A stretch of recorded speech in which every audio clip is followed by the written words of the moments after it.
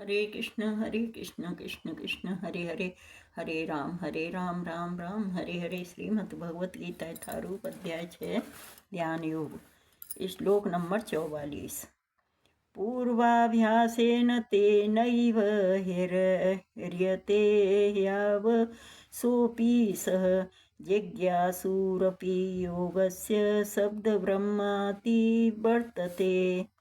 अपने पूर्व जन्म की देवी चेतना से वह न चाहते हुए भी स्वतः योग के नियमों की ओर आकर्षित होता है। ऐसा जिज्ञासु योगी शास्त्रों के अनुष्ठानों से परे स्थित होता है। तात्पर्य जगत गुरु श्रील प्रभुपाद जी महाराज की जय। गुरु महाराज की जय। उन्नत योगी जन शास्त्रों के अनुष्ठानों के प्रति अधिक आकृष्ट नहीं होते, किंतु योग नियमों के प्रति स्वतः आकृष्ट होते हैं, जिनके द्वारा कृष्ण भावनामृत में आरूढ़ हो सकते हैं। श्रीमद् भागवतम में 3.33.7 में उन्नत योगियों द्वारा वैदिक अनुष्ठानों की प्रति अवहेलना की व्याख्या इस प्रकार हुई है। अहोबत स्वपचो तो गरीयान यज्ञभ्याग्रे वर्तते नाम तुभ्यम ते पुष्पस्तेजो वह सुस्त्रोर्या ब्रह्मानुचुर्नाम गृणन्ति ये ते। हे भगवान, जो लोग आपके पवित्र नाम का जप करते हैं वे चांडालों के परिवारों में जन्म लेकर भी आध्यात्मिक जीवन में अत्यधिक प्रगति होते हैं। ऐसे जपकर्ता निसंदेह सभी प्रकार के तप और यज्ञ कर चुके होते हैं, तीर्थ स्थानों में स्नान कर चुके होते हैं और समस्त शास्त्रों का अध्ययन कर चुके होते हैं। इसका सुप्रसिद्ध उदाहरण भगवान श्री चैतन्य महाप्रभु ने प्रस्तुत किया है, जिन्होंने ठाकुर हरिदास को अपने परम प्रिय शिष्य के रूप में स्वीकार किया। यद्यपि हरिदास का जन्म एक मुसलमान परिवार में हुआ था, किंतु भगवान चैतन्य महाप्रभु ने उन्हें नामाचार्य की पदवी प्रदान की, क्योंकि वे प्रतिदिन नियम पूर्वक 3 लाख नाम भगवान के पवित्र नामों का हरे कृष्ण कृष्ण कृष्ण हरे हरे, हरे राम राम राम हरे हरे का जप करते थे। और चूंकि वे निरंतर भगवान के पवित्र नाम का जप करते रहते थे, अतः यह समझा जाता है कि पूर्व जन्म में उन्होंने शब्द ब्रह्म नामक वेद वर्णित कर्म कांडों को पूरा किया होगा। अतएव जब तक कोई पवित्र नहीं होता तब तक कृष्ण भावनामृत के नियमों को ग्रहण नहीं करता या भगवान के पवित्र नाम हरे कृष्णा का जाप नहीं कर सकता। प्रयत्नाध्यतमानस्तु योगी संशुद्ध किल्बिषः अनेक जन्म संसिद्धिस्ततो याति पराम गतिम।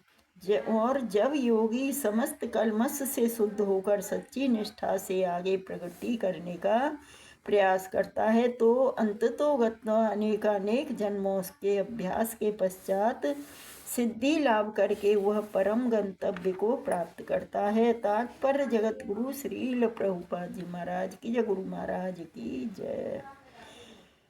सदाचारी धनवान या पवित्र कुल में उत्पन्न पुरुष योगाभ्यास के अनुकूल परिस्थिति से सचेष्ट हो जाता है।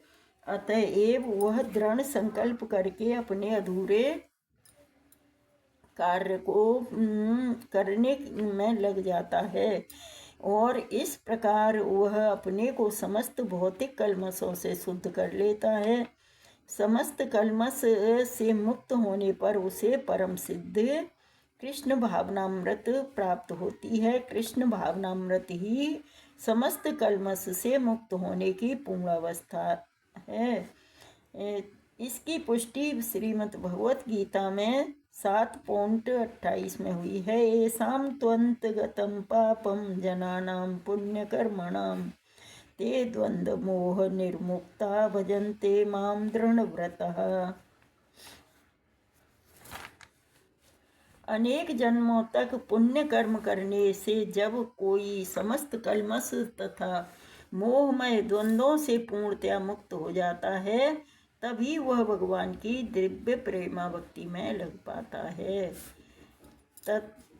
तपस्विभ्योऽधिको योगी ज्ञानिभ्योऽपि मतोऽधिकः कर्मेभ्यश्चाधिको योगी तस्माद्योगी भवार्जुन। योगी पुरुष तपस्वी से, ज्ञानी से तथा सकाम कर्मी से बढ़कर होता है। अतः हे अर्जुन, तुम सभी प्रकार से योगी बनो। तात्पर्य जगत गुरु श्रील प्रभुपाद जी महाराज की जय, गुरु महाराज की जय। जब हम योग का नाम लेते हैं तो हम अपनी चेतना को परम सत्य के साथ जोड़ने की बात करते हैं। विविधि अभ्यासकर्ता इस पद्धति को ग्रहण की गई विशेष विधि के अनुसार विभिन्न नामों से पुकारते हैं। जब यह योग पद्धति सकाम कर्मों से मुख्यतः संबंधित हो जाती है तो कर्मयोग कहलाती है। जब यह चिंतन से संबंधित होती है तो ज्ञान योग कहलाती है। जब यह भगवान की भक्ति से संबंधित होती है तो भक्ति योग कहलाती है। भक्ति योग या कृष्ण भावनामृत समस्त योगों की परम सिद्धि है, जैसा कि अगले श्लोक में बताया जाएगा। भगवान ने यहाँ पर योग की श्रेष्ठता की पुष्टि की है, किंतु उन्होंने इसका उल्लेख नहीं किया है। यह भक्ति योग से श्रेष्ठ है। भक्ति योग पूर्णतः आत्मज्ञान है, अतः इससे बढ़कर कुछ भी नहीं है। आत्मज्ञान के बिना तपस्या अपूर्ण है। परमेश्वर के प्रति समर्पित हुए बिना ज्ञान योग भी अपूर्ण है। सकाम कर्म भी कृष्ण भावनामृत के बिना समय का अपव्यय है। अतः यहाँ पर योग का सर्वाधिक प्रशंसित रूप भक्ति योग है और इसकी व्याख्या अगले श्लोक में की गई है। हरे कृष्ण कृष्ण कृष्ण हरे हरे, हरे राम राम राम हरे हरे। तो यहाँ श्री प्रभुपाद जी योग के बारे में बताते हैं कि योग जो है, योग साधते हैं। योग मतलब योग साधना होती है एक।